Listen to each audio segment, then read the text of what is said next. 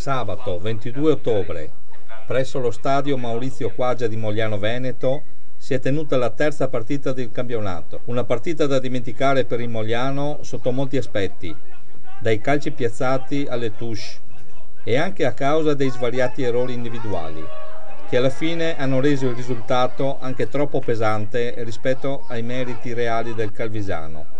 Calvisano comunque che si è dimostrato più solido e cinico nei momenti in cui doveva mettere in cascina punti importanti.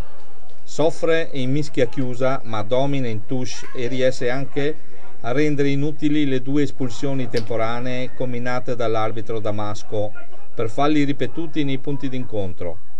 Falli che il Mogliano non riesce a trasformare se non in una occasione all'inizio della partita, mentre nel secondo tempo, dopo che Cornwell aveva sbagliato i successivi 3 piazzati, decide di giocare sempre e comunque il pallone, ma purtroppo con scarsi risultati, a parte l'occasione in cui Vittorio Candiago riesce a marcare una meta.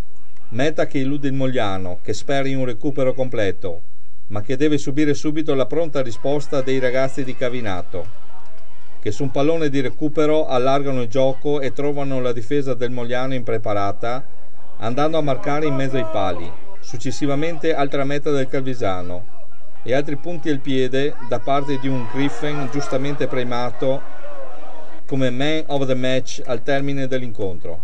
Mogliano lotta comunque fino all'ultimo, ma non riesce più a combinare nulla se non orgogliosamente negare il punto di bonus agli ospiti. È da questo orgoglio che bisogna ripartire, già dalla prossima domenica nel posticipo di Parma. Calvisano è sicuramente di un'altra caratura tecnica, sicuramente dei grandi giocatori, però da un punto di vista di aver letto quello che dovevamo fare con il Calvisano, non abbiamo fatto assolutamente niente.